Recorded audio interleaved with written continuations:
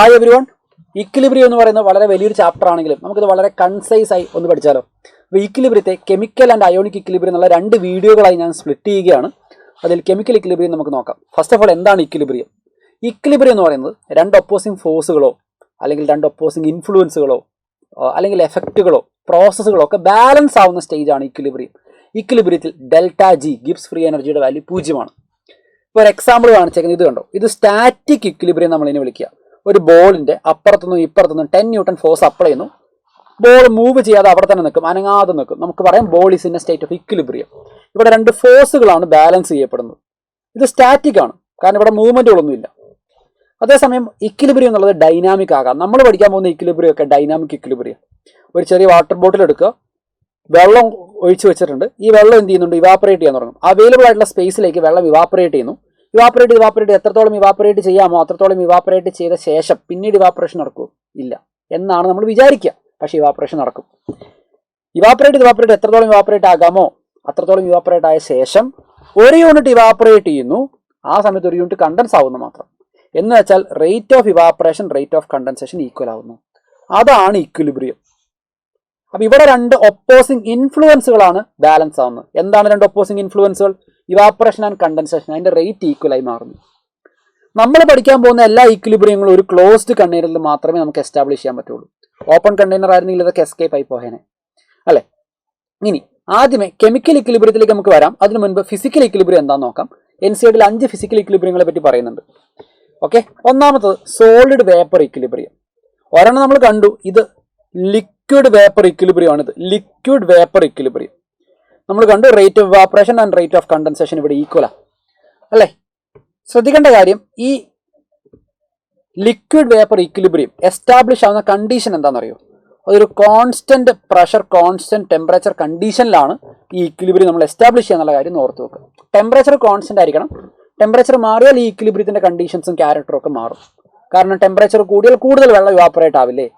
അതുകൊണ്ട് ഏത് physical equilibrium ആണെങ്കിലും ചെറിയ ചില പാരാമീറ്റേഴ്സ് നമ്മൾ കോൺസ്റ്റന്റ് ആക്കി വെക്കും. ആ കണ്ടീഷൻസ് പറഞ്ഞിരിക്കുക. അപ്പോൾ ലിക്വിഡ് വേപ്പർ ഈക്വിലിബ്രിയത്തിൽ എന്തൊക്കെയാണ് ബാലൻസ് ചെയ്യുന്നത്? ഇവാപ്പറേഷൻ റേറ്റും കണ്ടൻസേഷൻ റേറ്റും ബാലൻസ് ആവും. ഓക്കെ, കണ്ടീഷൻ എന്ന് പറയുന്നത് കോൺസ്റ്റന്റ് ടെമ്പറേച്ചർ കണ്ടീഷനാണ്. മറ്റൊരെണ്ണമാണ് സോളിഡ് ലിക്വിഡ് ഈക്വിലിബ്രിയം.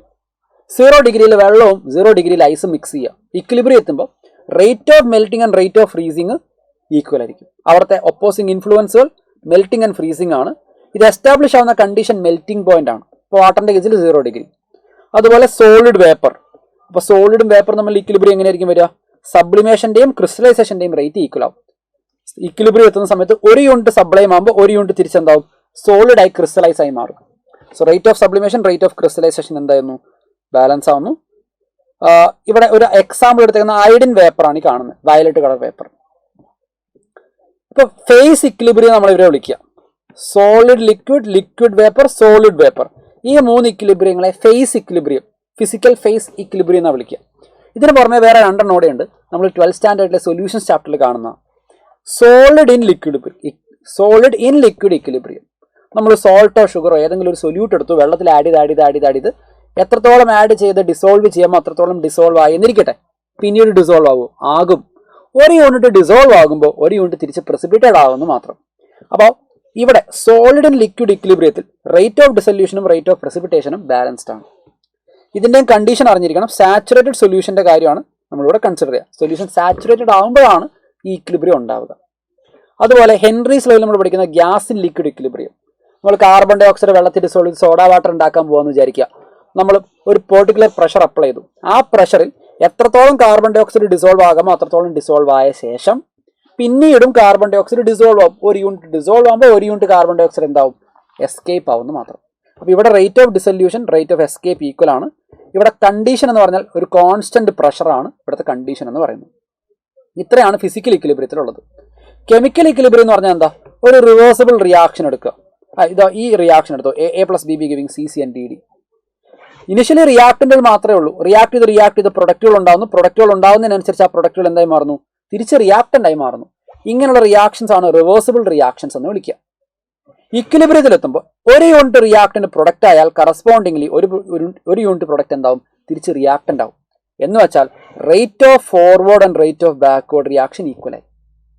ഒരു യൂണിറ്റ് റിയാക്ടന്റ് പ്രൊഡക്റ്റായി മാറുമ്പോൾ ഒരു യൂണിറ്റ് പ്രൊഡക്റ്റ് തിരിച്ച് റിയാക്ടന്റ് ആവുന്നുണ്ടെങ്കിൽ എല്ലാ കമ്പോണന്റുകളുടെയും റിയാക്ടന്റുകളുടെയും പ്രൊഡക്റ്റുകളുടെയും ഒക്കെ കോൺസെൻട്രേഷൻ കോൺസ്റ്റന്റ് ആവും. കോൺസെൻട്രേഷൻ ഈക്വൽ എന്നല്ല, concentration constant, rate of forward and rate of backward equal.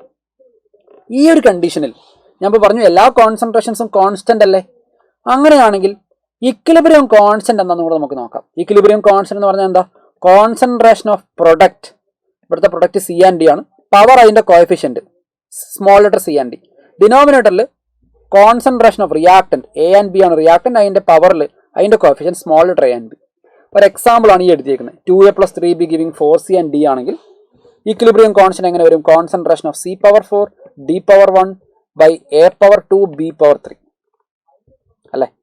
ഇനി കെ എന്ന് പറയുന്ന ആൾ ഡിപ്പെൻഡ് ചെയ്യുന്ന ഒരേ ഒരാൾ മാത്രമാണ്, ടെമ്പറേച്ചറിനെ കൂടിയാണ്. നിങ്ങൾ ഓർത്ത് വെക്കുക, K depends only on temperature. മറ്റൊരു കാര്യം, ഈ ഇക്വിലിബ്രിയം കോൺസ്റ്റന്റിന്റെ ഇക്വേഷൻ ഇങ്ങനെ കൂടി നമുക്ക് എഴുതാം. K F by K B. K F എന്ന് പറഞ്ഞാൽ എന്താണെന്നറിയോ? നമ്മൾ 12th കെമിക്കൽ കൈനറ്റിക്സ് പഠിക്കുന്ന ഫോർവേഡ് റിയാക്ഷന്റെ റേറ്റ് കോൺസ്റ്റന്റ് ബൈ ബാക്ക്വേർഡ് റിയാക്ഷന്റെ റേറ്റ് കോൺസ്റ്റന്റിലൂടെ നമുക്ക് ഇക്വിലിബ്രിയം കോൺസ്റ്റന്റിനെ എഴുതാവുന്നതാണ്. മൂവിങ് എഹെഡ്, ഇതിന്റെ തന്നെ ഗ്രാഫിക്കൽ റെപ്രസെന്റേഷൻ നമുക്ക് നോക്കാം.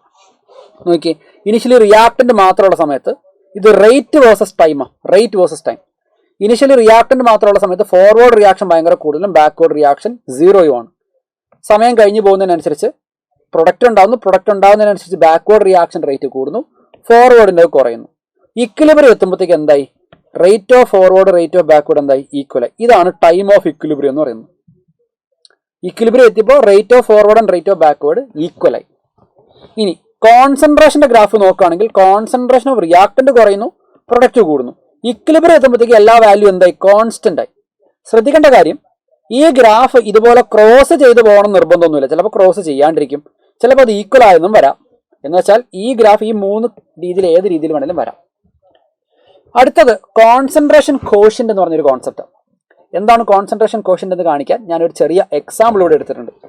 Hydrogen and iodine giving in 2HI എന്നുള്ള റിയാക്ഷൻ കൺസിഡർ ചെയ്യുക. ഇനിഷ്യലി ഹൈഡ്രജനും അയഡിനും 2 മോൾ വെച്ച് ഞാൻ എടുത്തു. ഓക്കെ, HI ഉണ്ടായിട്ടില്ല, 0. 1 മിനിറ്റ് ടൈം കഴിയുമ്പോൾ ഇതിൽ 0.2 unit of hydrogen and iodine react ചെയ്ത് പോയി. 0.2 യൂണിറ്റ്, ബാക്കി 1.8 ഇവിടെ ഉണ്ടാവും. 0.211 റിയാക്ട് ചെയ്താൽ 2 ഉണ്ടാവണ്ടേ, അപ്പോൾ 0.2 റിയാക്ട് ചെയ്യുമ്പോൾ 0.4 ഇവിടെ ഉണ്ടാവും. പിന്നെ കുറേ നേരം വെയിറ്റ് ചെയ്ത് ഇക്വിലിബ്രിയം ആകുമ്പോൾ എടുത്ത ഹൈഡ്രജൻ ആൻഡ് അയഡിന്റെ പകുതി റിയാക്ട് ചെയ്ത് പോയി, ബാക്കി 1 അപ്പോൾ 1 യൂണിറ്റ് റിയാക്ട് ചെയ്ത് ബാക്കി 1 യൂണിറ്റ് റിയാക്ട് ചെയ്യുമ്പോൾ 2 യൂണിറ്റ് HI ഇവിടെ ഉണ്ടാവുമല്ലോ. ഇക്വിലിബ്രിയം കോൺസ്റ്റന്റ് എഴുതി കഴിഞ്ഞാൽ concentration of HI power 2 by concentration of H2 and I2 power 1, value നമുക്ക് 4 വരും. ഇതേ എക്സ്പ്രഷൻ 1 മിനിറ്റിൽ ഞാൻ എഴുതി നോക്കിയാലോ, അപ്പോൾ എനിക്കിതാ ഇങ്ങനെ ആയിരിക്കും വരിക. 0.4² ബൈ 1.8 × 1.8 എന്ന് വരും. നോക്കുക, ഇതിനെയാണ് നമ്മൾ കോൺസെൻട്രേഷൻ കോഷ്യന്റ് അല്ലെങ്കിൽ റിയാക്ഷൻ കോഷ്യന്റ് എന്ന് വിളിക്കുക. റിയാക്ഷൻ കോഷ്യന്റ് എന്ന് പറഞ്ഞാൽ നമ്മുടെ ഇക്വിലിബ്രിയം കോൺസ്റ്റന്റിന്റെ അതേ എക്സ്പ്രഷൻ ആണ്. പക്ഷേ ഇക്വിലിബ്രിയം കോൺസ്റ്റന്റ് നമ്മൾ എഴുതുക ഇക്വിലിബ്രിയം കോൺസെൻട്രേഷൻസ് ഉപയോഗിച്ച. അതേസമയം റിയാക്ഷൻ കോഷ്യന്റ് അല്ലെങ്കിൽ കോൺസെൻട്രേഷൻ കോഷ്യന്റ് എനിക്ക് ഏത് സമയത്ത് വേണമെങ്കിലും എഴുതാം. ഇക്വിലിബ്രിയം എത്തിയിട്ടേ എഴുതാൻ പാടുള്ളൊന്നുമില്ല, എനിക്ക് ഏത് സമയത്തും ഈ എക്സ്പ്രഷൻ എഴുതാം. ഇക്വിലിബ്രിയം എത്തിക്കഴിഞ്ഞാൽ ഈ കെയും ക്യൂവും എന്താണ്? ഈക്വൽ ആണ്. ഇക്വിലിബ്രിയത്തിൽ കെ ആൻഡ് ക്യൂ ഈക്വലാണ്. ക്യൂവിന്റെ യൂസ് എന്താണെന്ന് കൂടെ പറഞ്ഞുതരാം. നമുക്കിവിടെ കിട്ടും ഈ വാല്യൂ <4 എന്ന് വെച്ചാൽ ഇക്വിലിബ്രിയം കോൺസ്റ്റന്റിനേക്കാൾ കുറവാണ് കിട്ടിയത്. അതിന്റെ അർത്ഥം എന്താ? ഈ മൊമെന്റിൽ റിയാക്ഷൻ ഫോർവേഡ് ഡയറക്ഷൻ നടന്നുകൊണ്ടിരിക്കുക കൂടുതലായി. ക്യൂ യൂസ് ചെയ്യുന്നത് ആ മൊമെന്റൽ റിയാക്ഷൻ എങ്ങോട്ട് നടക്കുന്നു എന്ന് മനസ്സിലാക്കാനാണ്. If the value of Q is lesser than K, then the reaction is going in forward direction at that moment. ആ മൊമെന്റിൽ നമ്മുടെ റിയാക്ഷൻ ഫോർവേഡ് ഡയറക്ഷൻ നടന്നുകൊണ്ടിരിക്കുക. ക്യൂ ഗ്രേറ്റർ ദാൻ കെ ആണെങ്കിൽ അതിന്റെ അർത്ഥം ആ മൊമെന്റൽ റിയാക്ഷൻ ബാക്ക്വേർഡ് ഡയറക്ഷൻ നടന്നുകൊണ്ടിരിക്കുക. ക്യൂ ഈക്വൽ ടു കെ ആണെങ്കിൽ നിലവിൽ നമ്മുടെ സിസ്റ്റം ഇക്വിലിബ്രിയത്തിൽ എത്തിച്ചേർന്നിരിക്കുന്നു എന്നാണ്. സോ ക്യൂവിന്റെ പർപ്പസ് എന്ന് പറയുന്നത് ഒരു മൊമെന്റൽ റിയാക്ഷൻ എങ്ങോട്ട് നടക്കുന്നു എന്ന് മനസ്സിലാക്കാനാണ്. അടുത്തത് ഈ ഇക്വിലിബ്രിയം കോൺസ്റ്റന്റിന്റെ കുറച്ച് ക്യാരക്ടേഴ്സാണ്. ഈ കെ എന്ന് പറയുന്ന ആള് ഡിപ്പെൻഡ് ചെയ്യുന്നത് ആരെ മാത്രമാണ്? ടെമ്പറേച്ചറിനെ മാത്രമാണ്. K value depends only on temperature. നമ്മൾ റിയാക്ഷൻ സ്റ്റാർട്ട് ചെയ്തത് റിയാക്ടൻ സൈഡിൽ നിന്നാണോ പ്രൊഡക്റ്റ് സൈഡിൽ നിന്നാണോ, എത്ര വലിയ വെസൽ എടുത്തിരിക്കുന്നു, ഇതൊന്നും ഇക്വിലിബ്രിയം കോൺസ്റ്റന്റിനെ അഫക്ട് ചെയ്യില്ല. Value of k do not depend on initial concentration. Value of k do not depend on where we start the reaction. Value of k do not depend on the volume size. ഇതിനൊന്നും k depend ചെയ്യുന്നില്ല. K depend ചെയ്യുന്ന ഒരേ ഒരു factor ആരാ? Temperature. ഇതിൻ്റെ കൂടെ നമ്മൾ അറിഞ്ഞിരിക്കേണ്ട 1-2 കേസുകളാണിത്. എ ഗിവിംഗ് ബി എന്നുള്ള റിയാക്ഷൻ്റെ ഇക്വിലിബ്രിയം കോൺസ്റ്റന്റ് ഇങ്ങനെയാണ് വരിക. നമ്മൾ ഈ റിയാക്ഷനെ തിരിച്ചെഴുതി എന്നുവെച്ചാൽ ബി ഗിവിംഗ് എ എന്നാക്കി. ഒരു റിയാക്ഷനെ റിവേഴ്സ് ചെയ്താൽ ഇക്വിലിബ്രിയം കോൺസ്റ്റന്റ് നേരെ ഇൻവേഴ്സ് ആവും. So when a reaction is reversed equilibrium constant will be inversed. നമ്മൾ ഈ റിയാക്ഷനെ 1/3 കൊണ്ട് മൾട്ടിപ്ലൈ ചെയ്തു. അപ്പോൾ ഇക്വിലിബ്രിയം കോൺസ്റ്റന്റ് അതേ വാല്യൂ പവർ 1/3 എന്നാണ് വരിക. അപ്പോൾ നമ്മൾ റിയാക്ഷനെ ഏതെങ്കിലും ഒരു വാല്യൂ കൊണ്ട് മൾട്ടിപ്ലൈ ചെയ്താൽ ഇക്വിലിബ്രിയം കോൺസ്റ്റന്റ് ആ വാല്യൂ കൊണ്ട് നമ്മൾ പവർ ചെയ്യണം. ഏത് വാല്യൂ കൊണ്ട് മൾട്ടിപ്ലൈ ചെയ്യുന്നു ആ വാല്യൂ കൊണ്ട് പവർ ചെയ്യണം. ഇത് 2 റിയാക്ഷൻ ഉണ്ട്. അതിന്റെ ഇക്വിലിബ്രിയം കോൺസ്റ്റന്റ് ആണ് K1 and K2. ഇത് രണ്ടും കൂടെ ആഡ് ചെയ്തു. A+C ഗിവിംഗ് B+D എന്ന് എഴുതി. അപ്പോൾ അതിന്റെ ഇക്വിലിബ്രിയം കോൺസ്റ്റന്റ് ഇൻഡിവിജ്വൽ ഇക്വിലിബ്രിയം കോൺസ്റ്റന്റുകളുടെ പ്രൊഡക്റ്റാണ് K1 into K2. അപ്പോൾ 3 കാര്യങ്ങൾ ശ്രദ്ധിക്കുക. റിയാക്ഷൻ റിവേഴ്സ് ആയാൽ ഇക്വിലിബ്രിയം കോൺസ്റ്റന്റ് ഇൻവേഴ്സ്. ഏതെങ്കിലും റിയാക്ഷൻ ഏതെങ്കിലും ഒരു വാല്യൂ കൊണ്ട് മൾട്ടിപ്ലൈ ചെയ്താൽ ഇക്വിലിബ്രിയം കോൺസ്റ്റന്റ് ആ വാല്യൂ കൊണ്ട് പവർ ചെയ്യുക. 2 റിയാക്ഷൻ ആഡ് ചെയ്താൽ കറസ്പോണ്ടിങ് ഇക്വിലിബ്രിയം കോൺസ്റ്റന്റ് മൾട്ടിപ്ലൈ ചെയ്യുക. ഇതിന് കുറേ ആപ്ലിക്കേഷൻസ് ഉണ്ട്. 2017 ഒരു ചോദ്യം കണ്ടോ, 3 റിയാക്ഷനുകളും അതിന്റെ ഇക്വിലിബ്രിയം കോൺസ്റ്റന്റ് തന്നിട്ടുണ്ട്. 4ാമത്തെ റിയാക്ഷന്റെ ഇക്വിലിബ്രിയം കോൺസ്റ്റന്റ് കണ്ടുപിടിക്കാനാണ് ചോദ്യം. ഞാൻ നോക്കുമ്പോൾ ഇവിടെ 2NH3 റിയാക്ടൻ സൈഡിൽ, ഇവിടെ 2NH3 പ്രൊഡക്റ്റില്ല. അപ്പോൾ ഞാൻ എന്ത് ചെയ്യുമെന്ന് അറിയോ, 1ാമത്തെ റിയാക്ഷനെ റിവേഴ്സ് ചെയ്തു. അപ്പോൾ K1 എന്നുള്ള ഇക്വിലിബ്രിയം കോൺസ്റ്റന്റ് ഇപ്പോൾ 1/K1 ആയി. 2ാമത്തെ റിയാക്ഷൻ ഞാൻ അങ്ങനെ എഴുതി, കാരണം ഇവിടെ 2NO ഉണ്ട്, അതേ 2NO ഇവിടെ പ്രൊഡക്റ്റിലുണ്ട്. അപ്പോൾ ഞാൻ ഒന്നും ചെയ്യേണ്ട, അതിന് അങ്ങനെ തന്നെ വെച്ചു. ഇവിടെ എനിക്ക് 3 H2O ഉള്ളതുകൊണ്ട് ഞാൻ 3ാമത്തെ റിയാക്ഷനെ 3 കൊണ്ട് മൾട്ടിപ്ലൈ ചെയ്തു. അപ്പോൾ കറസ്പോണ്ടിങ്ങിൽ ഇക്വിലിബ്രിയം കോൺസ്റ്റന്റിനെ 3 കൊണ്ട് പവർ ചെയ്തു. എന്നിട്ട് ഞാൻ ഈ 3 റിയാക്ഷനും ആഡ് ചെയ്തു. ഇത് ആഡ് ചെയ്യുന്ന സമയത്ത് എനിക്ക് വേണ്ട ഈ റിയാക്ഷൻ കിട്ടും. അപ്പോൾ ഈ 3 ഇക്വിലിബ്രിയം കോൺസ്റ്റന്റ് ഞാൻ എന്ത് ചെയ്യണം, മൾട്ടിപ്ലൈ ചെയ്യണം. 1/K1 into K2 into K3 cube എന്ന് വരും. അപ്പോൾ നമ്മുടെ ആൻസർ എന്ത് വരും, K2 into K3 cube by K1 എന്ന് വരും. K2 into K3 cube by K1. Answer option A ആയിരിക്കും ശരി. മൂവിങ് എഹെഡ്, അടുത്തത് ഹോമോജിനസ് ആൻഡ് ഹെട്രോജിനസ് ഇക്വിലിബ്രിയത്തിന്റെ ഐഡിയ. എന്താണ് ഹോമോജിനസ് ഇക്വിലിബ്രിയം? ഹോമോജിനസ് ഇക്വിലിബ്രിയം എന്ന് പറഞ്ഞാൽ എല്ലാ കമ്പോണന്റുകളും ഒരേ ഫിസിക്കൽ ഫേസിലാണ്. Reactant and product all components are in the same physical phase, then നമ്മൾ അതിനെ വിളിക്കും ഹോമോജിനസ് ഇക്വിലിബ്രിയം. ഡിഫറെന്റ് ഫേസ് ആണെങ്കിൽ ഹെട്രോജിനസ് ഇക്വിലിബ്രിയം എന്ന് വിളിക്കും. കണ്ടോ, solid and gas. Different physical phase വന്നാൽ നമ്മൾ അതിനെന്ത് വിളിക്കും, ഹെട്രോജിനസ് ഇക്വിലിബ്രിയം എന്ന് വിളിക്കും. ഇനി ഹെട്രോജിനസ് ഇക്വിലിബ്രിയം എഴുതുന്ന സമയത്ത് പ്യുവർ സോളിഡ്, പ്യുവർ ലിക്വിഡ്, അതിന്റെ കോൺസെൻട്രേഷൻസ് നമ്മൾ 1 ആയിട്ട് എടുക്കുക. ഓക്കെ, ഇവിടെ നിങ്ങൾ നോക്കുക, ഈ കാണുന്നത് ഒരു കെമിക്കൽ റിയാക്ഷൻ ആണ്. അതിന്റെ ഇക്വിലിബ്രിയം കോൺസ്റ്റന്റ് എഴുതുമ്പോൾ നമുക്ക് Kc എഴുതുകയാണെങ്കിൽ Kcയുടെ വാല്യൂ ഇങ്ങനെയായിരിക്കും വരിക. Kc is concentration of C power 1 by concentration of A power 1 concentration of B power 2 എന്നായിരിക്കും വരിക. ഇവിടെ ഞാൻ കോൺസെൻട്രേഷൻ ഓഫ് D എഴുതാത്ത എന്തുകൊണ്ടാണ്, കാരണം ഇത് സോളിഡാ, അതിന് എഴുതണ്ടെന്ന് ഞാൻ പറയുന്നത്. ഇനി ഹോമോജിനസ് ഇക്വിലിബ്രിയം എന്ന് പറയുമ്പോൾ എല്ലാ കമ്പോണന്റും വളരെ ഫിസിക്കൽ ഫേസിലാണെന്ന് കണ്ടു. മറ്റൊരു കാര്യം, നമ്മൾ ഇക്വിലിബ്രിയം കോൺസ്റ്റന്റ് എഴുതുമ്പോൾ ഒന്നെങ്കിൽ ഈ സ്ക്വയർ ബ്രാക്കറ്റ് ഇൻഡിക്കേറ്റ് ചെയ്യുന്ന മൊളാരിറ്റി ടേമിൽ കോൺസെൻട്രേഷൻ സബ്സ്റ്റിറ്റ്യൂട്ട് ചെയ്യണം. മൊളാരിറ്റിയിൽ C means concentration, equilibrium constant in terms of concentration. കോൺസെൻട്രേഷനും പ്രഷറും പ്രൊപ്പോർഷണലാണ്. അപ്പോൾ കോൺസെൻട്രേഷന് പകരം എനിക്ക് വേണം എന്ത് ചെയ്യാം, പ്രഷർ ടേം യൂസ് ചെയ്യാം. പ്രഷർ ഓഫ് ഗ്യാസുകൾ മാത്രം എടുത്താൽ മതി. Pressure of HI² by pressure of H2 and I2. Coefficient ഒന്നും മറക്കരുത്. അപ്പോൾ നമ്മൾ അതിനെ KP എന്ന് എഴുതുക. ഓക്കെ, ഇവിടെ KP KC തമ്മിലൊരു റിലേഷൻ ഉണ്ട്. KP KC റിലേഷൻ ഇതാ, KP equal to KC into RT power delta NG. Delta NG എന്ന് പറഞ്ഞാൽ എന്താ, number of moles of gaseous product minus number of moles of gaseous reactant. Product സൈഡിലെ ഗ്യാസസിന്റെ എണ്ണം minus reactant സൈഡിലെ ഗ്യാസസിന്റെ എണ്ണം. ഇപ്പോൾ കുറച്ച് എക്സാമ്പിൾ ഉണ്ടോ, H2 and I2 giving 2HI. ഇവിടെ 2 മോൾ ഓഫ് ഗ്യാസ്, ഇവിടെ 2 മോൾ ഓഫ് ഗ്യാസ്. 2 - 2 0 എന്ന് വരും. അപ്പോൾ ഡെൽറ്റ NGയുടെ വാല്യൂ 0 കൊടുത്തു കഴിഞ്ഞാൽ KP ഈക്വൽ ടു KC എന്ന് വരും. ഇവിടെ നോക്കിയേ, ഇവിടെ ഡെൽറ്റ NG എന്ത് വരും, കാർബൺ സോളിഡ് ആണ്, അതിനെ എടുക്കണ്ട. ഇവിടെ ഒരു ഗ്യാസ്, ഇവിടെ അര ഗ്യാസ്. 1 - 1/2 പോസിറ്റീവ് വാല്യൂ വരിക. അപ്പോൾ ഈ ഇക്വേഷനിൽ RT പവർ പോസിറ്റീവ് വാല്യൂ. അപ്പോൾ KP എന്ന് പറയുന്നത് KCനേക്കാൾ വലിയ വാല്യൂ ആയിരിക്കും വരിക. KP ലെസ് ദാൻ KC ആവുന്ന എപ്പോഴാണ്, ഡെൽറ്റ NG നെഗറ്റീവ് ആകുമ്പോൾ. അപ്പോൾ ഒരു ചോദ്യം ഞാൻ കാണിച്ചു തരാം. I will show you one question. നോക്കിയേ, in which of the following KP is lesser than KC.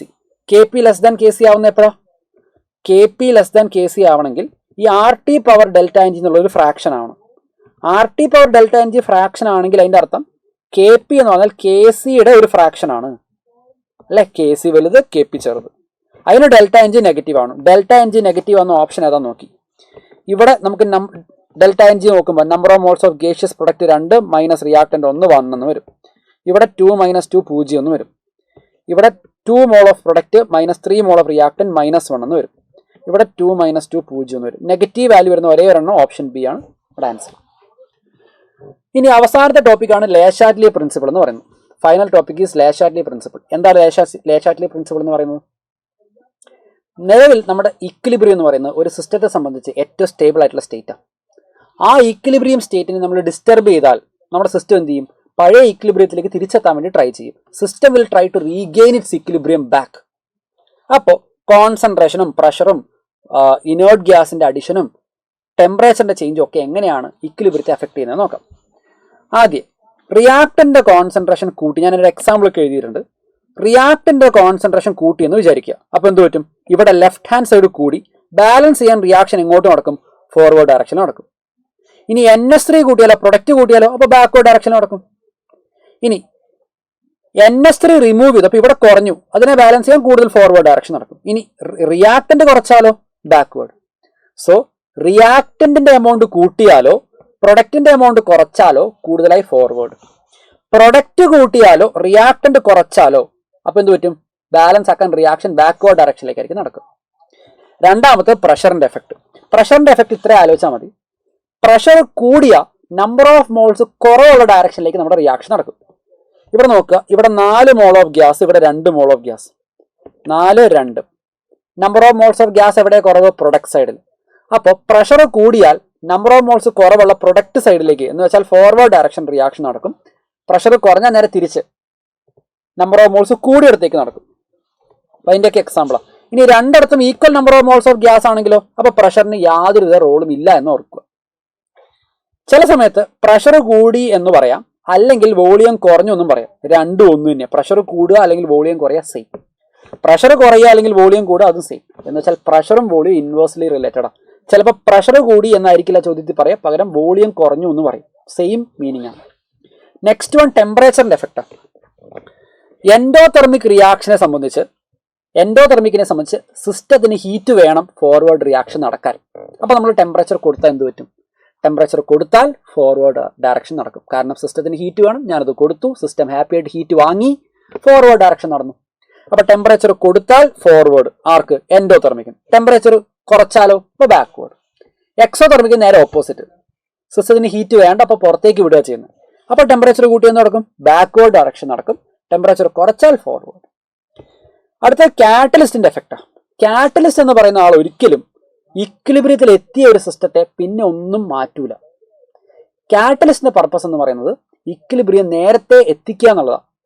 സാധാരണഗതിയിൽ കാറ്റലിസ്റ്റ് ഇല്ലാണ്ടുള്ള റിയാക്ഷനിൽ 1 മണിക്കൂർ കഴിഞ്ഞിട്ടാണ് ഇക്വിലിബ്രിയം എത്തുക എന്ന് വിചാരിക്കുക. ഇക്വിലിബ്രിയം എത്താണെങ്കിൽ 1 മണിക്കൂർ വേണം. കാറ്റലിസ്റ്റ് ഉപയോഗിച്ചാൽ ചിലപ്പോൾ 5 മിനിറ്റിൽ ഇക്വിലിബ്രിയം എത്തും. അപ്പോൾ ഇക്വിലിബ്രിയം നേരത്തെ എത്തിക്കുക, help to attain the equilibrium, ഇതാണ് കാറ്റലിസ്റ്റിന്റെ റോള്. ഫൈനൽ പാർട്ടാണ് ഇനേർട്ട് ഗ്യാസിന്റെ അഡീഷൻ. 2 കേസാണുള്ളത്. കോൺസ്റ്റന്റ് വോളിയത്തിൽ ഇനേർട്ട് ഗ്യാസ് ആഡ് ചെയ്താൽ നോ എഫക്ട്. കോൺസ്റ്റന്റ് പ്രഷറിലാണെങ്കിൽ നമ്മൾ പ്രഷറിന് കണ്ടില്ലേ, നേരെ ഓപ്പോസിറ്റ്. ഏത്? നമ്പർ ഓഫ് മോൾസ് കൂടിയ ഡയറക്ഷനിലേക്ക് പ്രോസസ്സ് നടക്കും. കോൺസ്റ്റന്റ് പ്രഷറിൽ നമ്പർ ഓഫ് മോൾസ് കൂടിയ ഡയറക്ഷനിലേക്കാണ് പ്രോസസ്സ് നടക്കുക. നോക്കിയൊരു ചോദ്യം 2018 ചോദ്യമാണ്. Which of the following condition will favour the formation of the product? എന്ന് വെച്ചാൽ ഫോർവേഡ് ഡയറക്ഷൻ നടക്കണം, ഫോർവേഡ് ഡയറക്ഷൻ കൂടണം. അതിനെന്താ വേണ്ടേ? ഇവിടെ 2 മോൾ ഓഫ് ഗ്യാസ്, ഇവിടെ 1.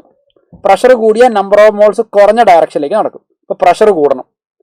എക്സോതെർമിക് ആയതുകൊണ്ട് ഹീറ്റ് ചെയ്യല്ല വേണ്ട, ഹീറ്റ് ചെയ്ത് കഴിഞ്ഞാൽ ബാക്ക്വേർഡിലേക്ക് നടക്കും. എൻഡോതെർമിക് ആകുമ്പോൾ ഹീറ്റ് ചെയ്യുമ്പോൾ ഓക്കെ, എക്സോതെർമിക് ആകുമ്പോൾ കൂളിംഗ് ആണ് വേണ്ടത്. അപ്പോൾ low temperature high pressure, low temperature and high pressure, option c is right. Last and final ഒരു ഐഡിയ കൂടി. ഇഫ് കെയുടെ വാല്യൂ 1000-നേക്കാൾ കൂടുതലാണെങ്കിൽ അതിന്റെ അർത്ഥം കൂടുതലായി പ്രൊഡക്റ്റ് ഫോർമേഷൻ ആണ് അവിടെ ഫേവർ ചെയ്യുക. ഫോർവേഡ് ഡോമിനന്റ് റിയാക്ഷൻ എന്ന് വെച്ചാൽ റിയാക്ടന്റ് മുഴുവൻ ഒരു പരിധിവരെ പ്രൊഡക്റ്റായി മാറിക്കഴിഞ്ഞു.